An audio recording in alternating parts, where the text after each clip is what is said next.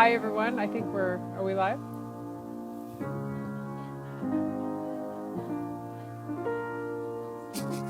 I think we're live right now. Okay. Oh, I got you. Okay.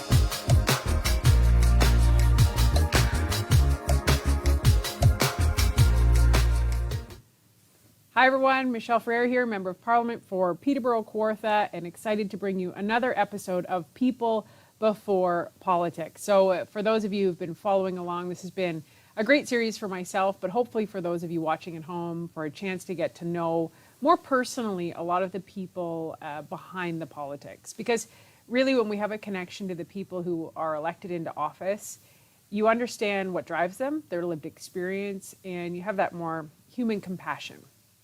In a world where it is so volatile and polarizing, I think when we know who people are, we know they have, these incredible stories, because every single person has one, it makes us more collaborative and more compassionate. And I think we need a lot more of that in the world. So today I'm super excited to welcome this guest. We were both elected in the same year. We are class of 2021, and he's kind of my neighbor, I would say. Actually represents quite a few of my family members. Ryan Williams, Bay of Quinte. Woo! Hey, nice to be here. So Ryan is an incredible guy. We all came into this whirlwind together, 2021. He has a beautiful family, a beautiful wife, Allison, 3 children, Jack, Patrick, and Zoe. Yes. Wow. But I think what really drew me to Ryan instantly, you were very vocal. You're really good with people. You have a background in customer service. You have a family history in the hotels, tourism. So you really get people, and you get that this whole position is service. But what jumped out at me always from day one was the story of your son who you and Allison lost. Yeah. And you were really open about that, and you've spoken in Parliament about it, and it's Teddy. Yeah. Do you want to share a little bit about that, when that happened? Yeah. So we have 3 beautiful children, and we actually, my wife and I went through. We're very open about. We went through a lot of infertility problems. It's a huge issue right now. Huge issue. 1 in 6 women right now. That's right. And so we went through that with our first son. It was 2 years to have him. Went through everything: IUI, IVF. Ended up in Ottawa at the fertility clinic to make that happen. It's tough for the man, the husband, but it's really tough on the mother, really tough. And went through that process and had Jack, and we were blessed with Jack, and it was amazing. And naturally, this is how sometimes these happen. Naturally, then had Patrick, but when we went through the process, we had embryos in the freezer. It's so amazing, this science, right? Yeah, it's incredible. They create these embryos, and it's so tough for the man, right? No, it's really tough for the woman. We just show up. And so we had these embryos in the freezer. And so we made the decision to go back and have a 3rd child, and went. And so we went back to Ottawa, and Allie got pregnant with Teddy, and went through, it was a normal pregnancy up until about 5 or 6 months. And we went to, we were leaving on a trip, and we went to the midwife at the time, and they were doing their normal tests, and they called us right when in the airport, and they said, there's an issue. Your baby has congenital heart defect, and we need to get this checked out. And at the time, of course, there's a lot of hope. And we went this trip, we came back, we went to Toronto Sick Kids, in and out. Teddy had a hole in his heart, several holes, and they have different complications. And I remember going to Sick Kids, and there was a lot of hope that we were going to give birth to him in Toronto, and things were going to be okay. They're going to do these operations. And then there was one we went to where the doctor came in with a box of Kleenex, and he knew that was really bad. Wow. And he said they had some news, and so he wasn't going to make it. The biggest things of it were we really got to see how incredible the midwife system was. What happened was Allison was getting sicker and sicker. It was called Mirror syndrome. We ended up in the hospital, and we got to give birth to Teddy, got to hold him in our arms for 20 minutes and say goodbye to him, and we baptized him. And, it's the toughest experience we've ever gone through. And I think the thing that we chose at the time was to talk about it to be open. Ali wrote a blog called, and it's still up, called alwayschooselove.net, and talked about her experiences. But what happened after that was pretty phenomenal, because at the same time there were a lot of other women experiencing some of the similar experiences. And at the time in Belleville, there was Laura Lee McEnroy and Beth Potter, another lady with Ali, and they created this butterfly run. And this butterfly run was meant to bring support for infant loss as a whole, but also miscarriage, because it's the same experience. And it was unbelievable. They raised about 150,000 within the 3 years they did these runs. They expanded. They went across Canada. There's now a mural for its butterfly mural in Belleville, or it's a sculpture, sorry, in Swicks Park that talks about that, and it still continues. Yeah, we have one in Peterborough. Yeah, and it's just, I think all these women that have gone through that experience, the always hope was that Ali used an elephant as a symbol for Teddy. She used the slogan, always choose love, which is, when something is really difficult, you need to put more love into it. It's a sign of getting through it. She talks a lot about, the how you go through grief, and just the journey of grief. And the biggest thing I always took away, she talks about, is waves. And some days a wave will go back in and it recedes and it comes back, and sometimes it goes back. And we're really working through that. I think it's something that women as a whole struggle with, a lot of more women than we think. Infertility and miscarriage and infant loss as a whole. So no, that was something that we chose to use Teddy as a purpose to move forward. We are creating a foundation for Teddy, which is meant to help families like ours that experienced congenital heart defect, and who can get support and help, because it affects it's the largest, it's the biggest defect for babies who are born with a broken heart, and so we like to help that. And every Valentine's Day I talk about him. It is Congenital Heart Defect Awareness Day on Valentine's Day, so I always try to do an ESO 31 and bring awareness to it. But it's Allison whose work has been the inspiration for others, and she continues to be a voice for those people. She has a blog. Does she still have an active blog about it? She does, yeah. Alwayschooselove.net. Yeah. It doesn't post as often, but I think for a lot of women who've gone through that experience, it's there, and it's a good one. It's incredible, right? Like I always tried to work with the Butterfly Run in Peterborough, and what it did was my mom's generation and my grandma's generation, all these women who had lost babies who were never able to speak of them, right? Like it was just like taboo. Yeah. And so I think it was really healing for a lot of that generation too, to sort of say, okay, yeah, we can talk about this more. And it's amazing. Like infertility is just, it's funny you say that, because I have a woman right now messaging me last night, and she's struggling, and she's like, this is so much more common than people are talking about. And we have a lot of great people who are out there. In my riding, we have Growing the Gills, and they're raising awareness, and they Instagram, and they're so open about it, and that makes it, when anything mentionable is manageable, which is my favorite quote from Fred Rogers.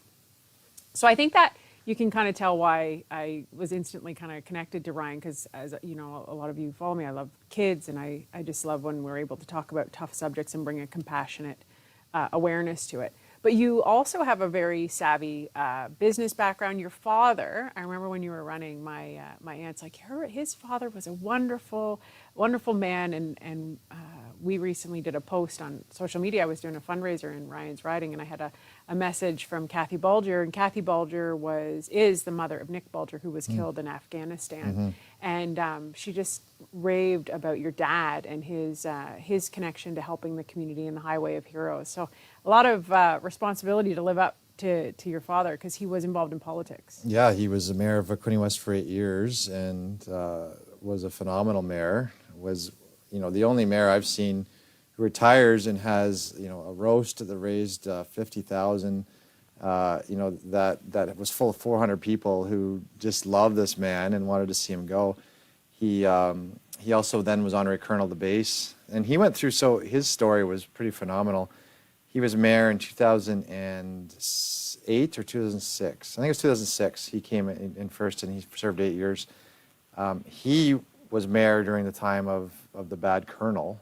I don't say his name; it's the same name as mine, but in Quinte West. It's not the same, but it's the same last name. Yeah, same last name. I remember covering that in the news. Yeah, and that was a big deal. And so he had a personal connection to the base, At the time, that was, the whole country went through that. And at the time, he was the mayor who led our city and our region through that. He right away stood up for the military. There was a backlash towards the military at the time. He stood right up for them. We had a walk for the military that he spearheaded. He formed relationships with all the colonels of the base. And to this day, they had this connection. I still talk to a lot of them. He really forged the connection between the military base itself and the region, and was instrumental in that. Did a lot of great work as well. He did create the Afghanistan Memorial in Bain Park in Quinte West. Fundraised it privately, no public money, all private money that went to form this, and it was unbelievable. And when they did the launch of it, there were a lot of great people there. I think Don Cherry was there too, and he left a huge mark on the region and the area.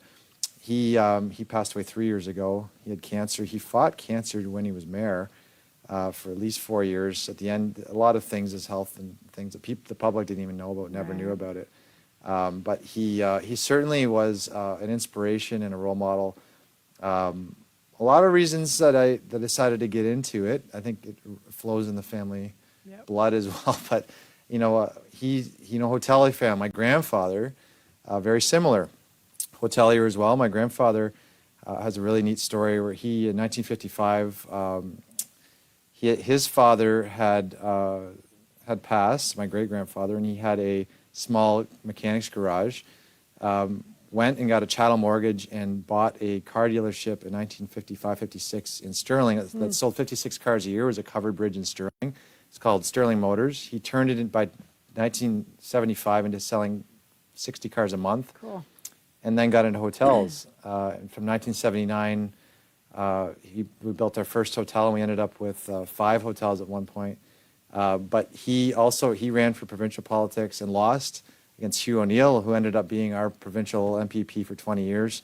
My father ran for provincial politics in 2003. It was back when Ernie Eves was running, and lost, but then ended up being this incredible mayor. But hotel background, hospitality, serving people, and ending, knowing that this job we do is the ultimate gift, I think, that we can give and we receive, because you're serving others. And it's all hospitality, it's working with people. But my father, he left a legacy that's hard to live up to, but you try your best, and you do your own thing, and you work hard as you can for the people in the area. Did he know you were going to run to be member of parliament before he passed? No. I'm not sure if he would have loved it. It's funny, when I ran for municipal politics, because he was very much a businessman, would drive the business. We had, 5 hotels at one point there. And, every day, the phone call normally be words, "Where are you?" Because I was always all over I was always running different organizations. He loved that, but he was, this is the business, we got to stick on the business. When I ran for municipal politics, I remember telling him I'm going to run, and first thing he said, "Well, I don't know if that's a good idea." And then 2 minutes later, he's like, "Okay, this is what I would do if I'm running." Wow. He loved every minute. Every time I was in municipal politics, it was a tough time, but we would talk every other day about politics. And then when he got sick and passed, I'd already talked to people about going for the nomination. I hadn't told him yet. And I didn't want to burden him in the last few days we had with him. But no, he would have loved it. He would be very proud of you. Yeah. I think what's interesting when parents say no, it's like if they have that lived experience, they want to protect you. Yes. I think that's the instinct there in my experience. Right? They're like, "Oh, that's a hard life. Like, I don't know if you want to pick that." Right? Like yeah, that would and he had we listened to Scott Aikenson this morning with you and I on a Yeah. panel with the interns, and Scott would say, "I never lost a vote." My father was like that. Yeah. Never lost a vote. He had one split vote all his time, but he had one instance where there was a controversial decision on one piece of land or something that happened, and he had people emailing him, calling him, and he would. It was really bad, and that's our life as MP. That's every other day. So I think that level of politics would have been, you want to protect that, but evidently we're all here for the one reason, right? To serve people. Exactly. He loved to do that, and at the end, I think we all, whether we're here for a short time or a long time, just wanted to serve and to have that experience, and you go from there. The one thing that Ryan does exceptionally well within the caucus, and I talk about this a lot because I think when we are united as a party, that's when we are our best and are able to win and defeat the Liberals right now. Like, we need a change. I mean, the latest polls, 81% of Canadians want a new prime minister. And And so we have to be ready and show that we're ready. And I think Pierre is an incredible uniter of our party. I've never seen us more united than we are right now. But you do this too. Like Ryan is extremely generous and gracious, and he hosts these dinners with Anna Roberts, who we've had on the podcast before. And but it's really important to you. We do hockey, conservative hockey. You help organize that.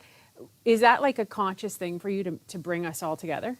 Yeah, I think that's just my, I think in caucus, I always believe in the theory of abundance, right? It's more than enough for everyone to do at some sort. Yeah. And I think Pierre's greatest strength is always to say, you be entrepreneurial what you want to do, and you be relentless at that. Yeah. I have those passions on small business, innovation. I love the fileman competitiveness right now.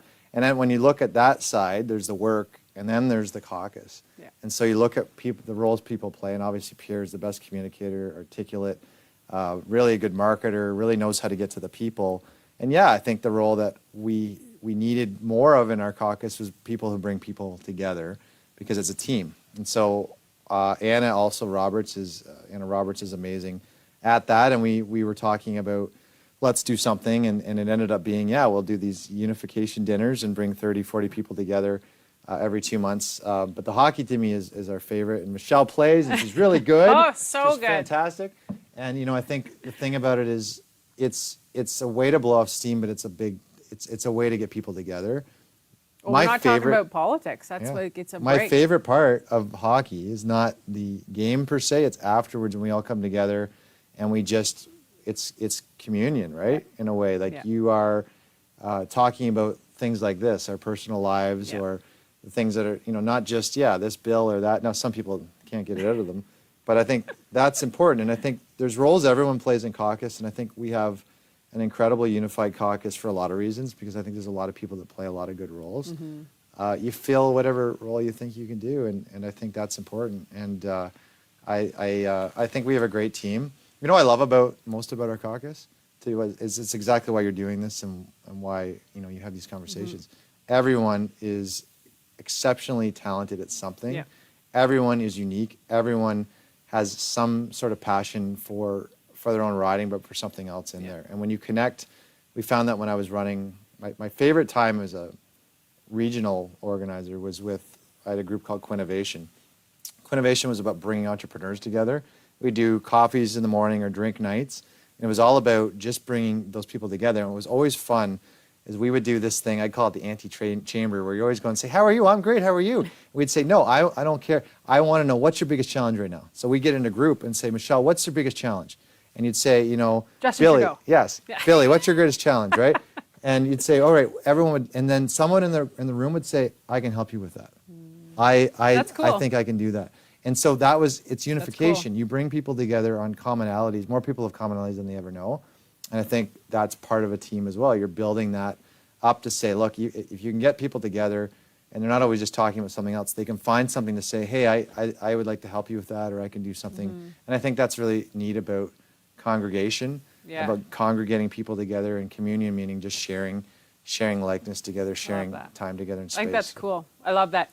Identify the problem, solve the problem. Yeah. Right? It's not just identify the problem. Like, how are we going to fix it? I love that. Shared challenges. Yeah, I love it. Okay, so why conservative? When did you know you were conservative, and why conservative for you?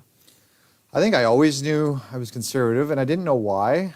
It wasn't until I started running, because to me, as a communicator, as a marketer, I think you have to define yourself before you go and sell it to others. Mm-hmm. You have to really know. I often ask people all the time who are conservatives why you're conservative, and people will say the same thing. Smaller government, less taxes, less government, or less government, less intervention, all those things that I think are great. But when I started really deep diving into what I'm a conservative because I believe that we should be free, that we should be free to pursue whatever motivates us the most, whether it be a volunteer, or teacher, or doctor, or dare say a politician. And not because government says it's the right thing to do, it's because that's our natural rights. Yeah. It's our God-given natural rights to have that pursuit. I really love, the Americans have, it's life, liberty, and the pursuit of happiness. It's not happiness, and that's for a reason, because it never was about your guaranteed happiness in life. Happiness comes and goes. You get joy out of many things, but that's not what you're guaranteed by government or by life. You're never guaranteed happiness. It's the pursuit of happiness, right? It's the same as we say that sometimes happiness for a lot of people is serving others, right? It's not that, well, I'm just going to give money or that's one thing I do. It's the serving. And to me, it's about that pursuit. So I think all of us as human beings have that either motivation or passion to do something that we really love. Sometimes it's a hobby, sometimes it's work. And at the end, as a government, our role is to ensure that everyone has that opportunity to pursue what they want to do. We talk about sometimes, well, we're going to fix something by giving money, or we're just going to build something for someone. Well, I love Habitat for Humanity as one aspect of that, because part of their mandate is not just to give something. Everyone who ends up in a home or a list for Habitat has to do either work on that home or has to do service. And at the end of the day, what I've found through my life, you know, the most happiness I've ever had was joining an organization, donating my time, making sure that, you know, you work at something, finding a passion, spending the hundreds of hours on it. They always say the blink style, that if you spend 10,000 hours or something, you're pretty good at it. That's right. And always being committed to that. You mentioned this morning with the interns, it's showing up, right? And that's with everything. That's service, it's politics, it's work, it's your passion, it's your art, it's if you're a hockey player, if you're a figure skater, if you're an artist, and it's the same with relationships, right? It's showing up, it's working. So I think that's what I believe we instill with conservatism, is that we believe wholeheartedly in protecting that.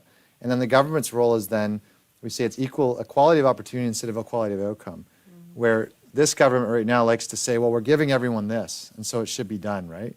And our point is, no, you have the opportunity, but people build homes, not government. People have the ability to get out of addiction if they work hard, and it's a lot of work. Mental health needs a lot of work. We need more counseling. We need more people to help with that. When it comes to businesses, we should be empowering Canadians to grow their own businesses and to get into business themselves. And really, we develop a workforce that's working with our colleges and universities to ensure we have the right programs that if people want to excel and grow a skill or a trade, they can do that. That's our role, is to help people, because there's a reason we're not throwing mud and sticks at each other and talking in a forest right now, because humans have this incredible ability to do things if motivated, and government's role is to get out of the way and allow humans to do that. And that's what's really cool about conservative movement, and I think who we are as a human race as a whole. I think we're moving into that too. I think young people especially are like, let me live my life, right? I think that's where we're coming. And the movement was I mean, I felt it, we all felt it last January. There was a movement and shift in this country. The people do the work, and the elected officials' job is to elevate the work that the people have done, right? And to listen to the people. That's right. Right? That's right. Okay, thing you like the most about this job. This is the rapid fire part of the interview. Thing you like the most. People. Thing you don't like the most. Politics sometimes. If you had to achieve one major thing when you retire, what would it be? When I retire, you know, I think if we can see this nation, I think quadruple the amount of innovation we do, meaning the amount of people that are starting and growing businesses, the amount of Canadian technology and ideas that we hold in Canada. Like, we created peanut butter and the zipper and the skidoo and the sea-doo. I want triple that, right? Cool. That's what we want for Canada. And known for it. One fun fact about Ryan Williams that we definitely share a deep love of music. Ryan loves music. I think in song. My whole life is a soundtrack. I'm like Ally McBeal for anybody who, like when there's a soundtrack in my head all the time. So favorite song? Oh, I've got a lot right now. I'm into Foo Fighters right now. So Rescue Me by Foo Fighters is pretty good. I like hip hop though, and I also what's your like ultimate old school favorite song though? Old school. Oh, like old school. I go to hip hop. Bust a Move was the one that I could do start to finish. That's one of my party tracks. That Alphabet Aerobics and Rapper's Delight. It's funny how I was always hip hop. Hip hop. You don't stop. A rock did the bang bang boogie. Say up jump the boogie to the rhythm of the boogie the beat. Now what you hear is not. Anyhow, I can keep going. So that's pretty good. He loves it. I love it. Okay, favorite food? Seafood. My mother's from PEI. Me too. So when I see food, I eat it. Yes. I love it. Yeah. And favorite movie? Oh, old school again. Just because I'm a kid, it's the one that pops up. Top Gun. Did you watch the new one? Yes. The Maverick one? It was better than the first, which I was actually, unbelievable. it was, and great soundtrack Yes, too. yeah. Lady Gaga song, and that was Yeah. great. Ryan Williams, it's always a pleasure. I didn't even mention your shadow ministry. For those at home, tell people what your shadow ministry is. Pan-Canadian trade, so trade between provinces, and competition, so your cell phone bills, your internet, Yeah. your bank charges that Yeah. you pay, the airlines that we have little of, but we're getting more. Yep. Your beer, even beer, it's a travesty. We have monopolies in beer. So the problem is there's no monopolies in Canada. We're really working hard on policies that will create new competition, create new great companies that compete in there, create new policies on how we can do that. And what we'll do is we'll bring home savings to consumers and give you the freedom to make the choices best for your family. Your home, my home, Our home, let's bring it home. home. Ryan Williams, it's great if people want to follow you on social. How do they do that? You got a great social media presence. Yeah, so you can find me on Instagram, Ryan Williams MP, on Facebook and Twitter, Ryan_R_Williams. Thank you so much. Thanks to everybody for watching. Please share, please comment. If you missed any of the other episodes, we'd love you to chime in. If you have any recommendations of who you'd like to see featured on the podcast, you can always write into me. You can comment in the messages below or just private message me. Always great to join my colleagues. Thank you so much, Ryan Williams. Thank you. Thank you for joining us on this episode of People Before Politics.